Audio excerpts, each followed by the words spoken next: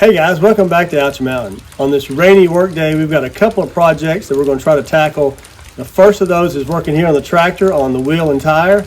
The second project is replacing the thermal sensor on our Polaris Ranger. So y'all stay with us.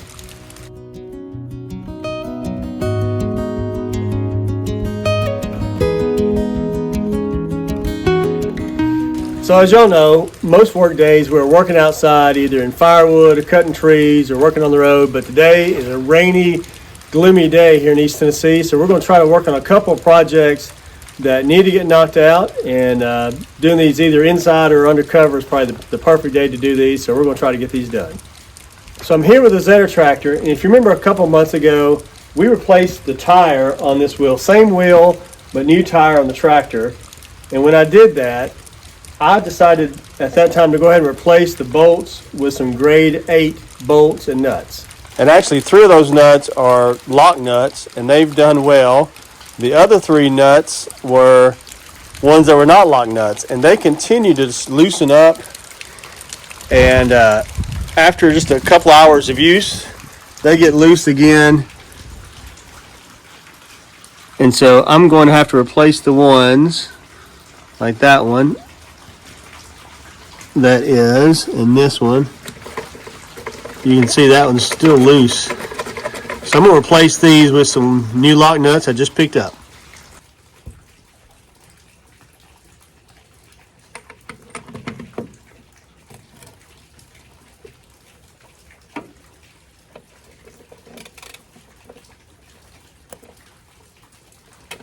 Gotta take this old one off.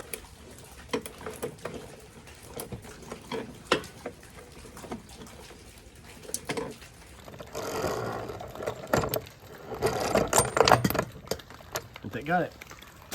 So these are the 3 lock nuts that I picked up. I think these should work much better than just the regular nuts that keep slipping off, keep getting really loose. And so we're going to see if these do any better. I'm sure they will.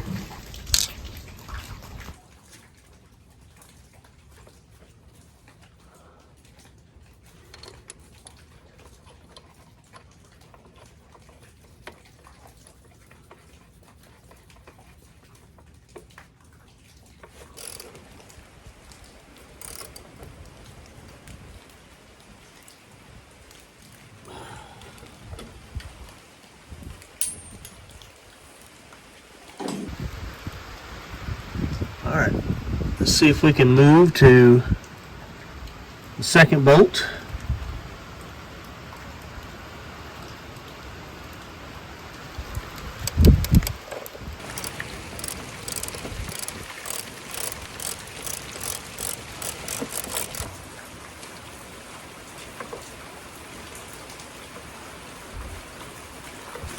Hard to hold on to both sides.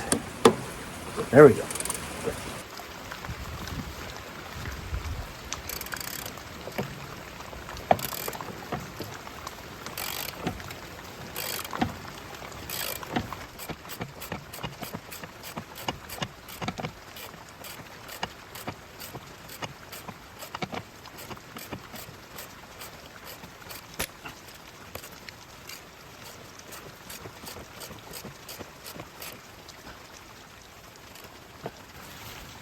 All right, I've got one more here to replace. See if we can't knock this out.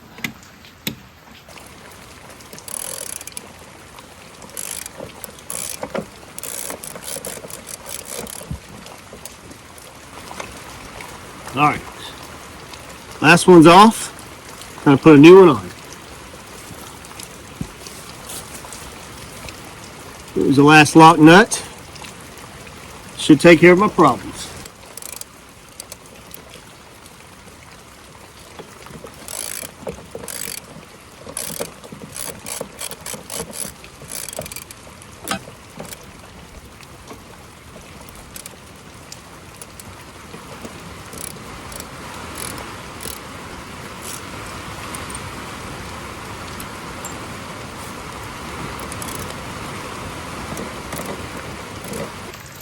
All right, I got all 3 lock nuts onto the bolts that did not have lock nuts, and that should fix all our problems with those bolts getting loose on this wheel. So I think that's a job done.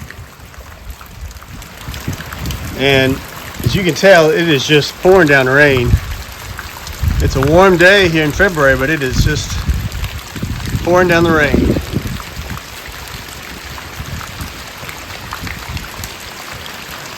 So on this rainy afternoon, I've got another project we can do inside. I'm here with our Polaris Ranger. It's a 500 EFI Polaris Ranger. I think I bought this brand new in 2008. And I'll be honest, this is probably one of the best things I've ever bought. It is so useful for us. We get so much work out of it. And it's been a great thing to have here on our property. But a few weeks ago, our Polaris Ranger overheated and actually blew some antifreeze here out of the cap. Took me a little while to figure out what was going on, why it was overheating. Hadn't had any kind of problem like that before. And checked everything out here under the hood. Really couldn't figure out anything. It wasn't an antifreeze problem. It wasn't a cracked radiator. But I did figure it out. Took me a little while, but I did finally get to it.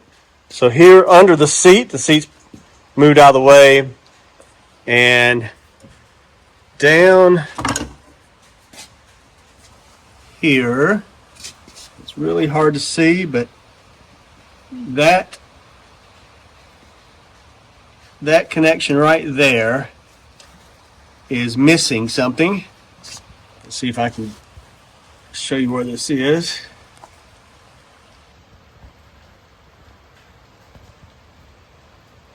So that is the heat sensor. Comes out of the engine. And I'm gonna have to replace it. It actually had burned through. The wire had burned through right at the connection. I'll show you that in just a second. But I've got a new part. I think I can replace that today.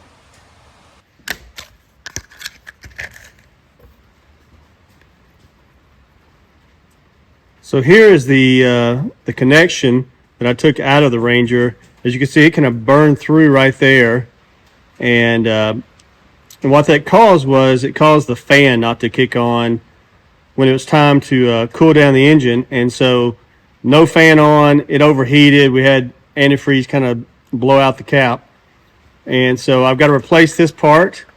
And the part I have actually comes with not only that part, but the whole new sensor here. So all this is one piece. I'll take out the old part, hook it back up. The connection, the wire connection actually looks pretty good. It was inside this that looks like it burned through and no longer works. So get this replaced and we should be in good shape. So that is what we have to take out and put a new one in. The part I've got to replace is right under this hose. I'm going to see if I can do it without taking off this hose, but it's right up under here. So we'll see how well we can do this. All right, after trying for a few minutes to get to that sensor from below, I think I'm going to take this hose off, and it should be a little bit easier to get to it.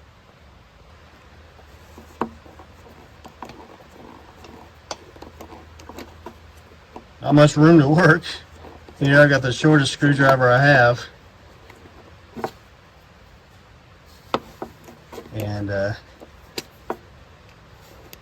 it's going to take both hands to get this off.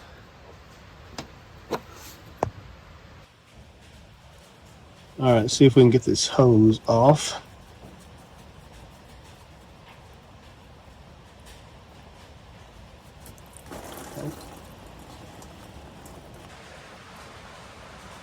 All right, so I have a 3/4 inch socket on an extension right here. Let's see if we can get this one. See if we can get it to break loose.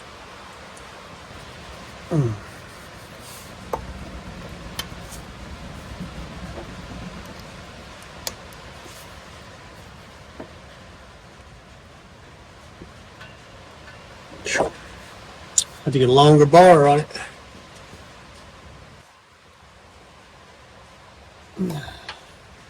All right, I got it to break over then.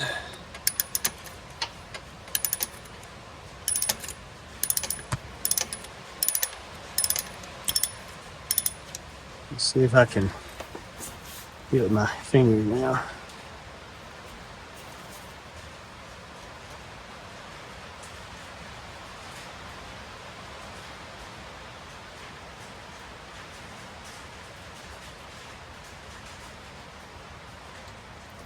Oh, all right. I'm gonna have to be ready to put the other one in as soon as I get this one out. I've got it out, ready to come out. Shouldn't take but a second.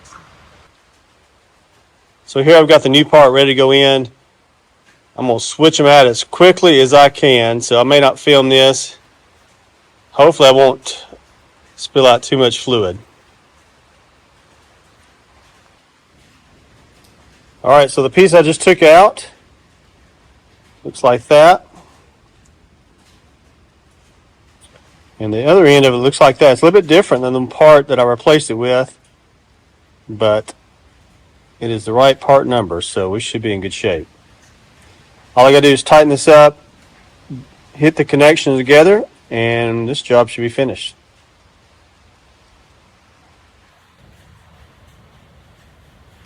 So before I make this connection right there, I'm going to put some dielectric grease on it, because we go in some pretty nasty places with this thing. So I'll do that and then make that connection, rehook up this hose, and should be done.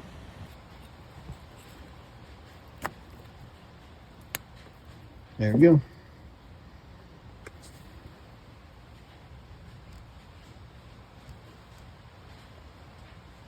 All right, we got that replaced. Just have to put the hose back on, clamp it, and we should be in good shape. We use this Polaris Ranger for so many jobs around the property. I am glad to be getting this fixed and back on the road. Oh, that's got it. I'm glad I figured out the problem and why it was overheating, and glad to finally get it fixed. So I think that's going to wrap it up for today. I'm glad to have those two projects done. It's always good to do a little maintenance and repair on our equipment, which I never get around to. If you like watching our videos, click the subscribe button, hit the like button, send us some comments, and share it with a friend. And we'll see you next time on Ouch Mountain.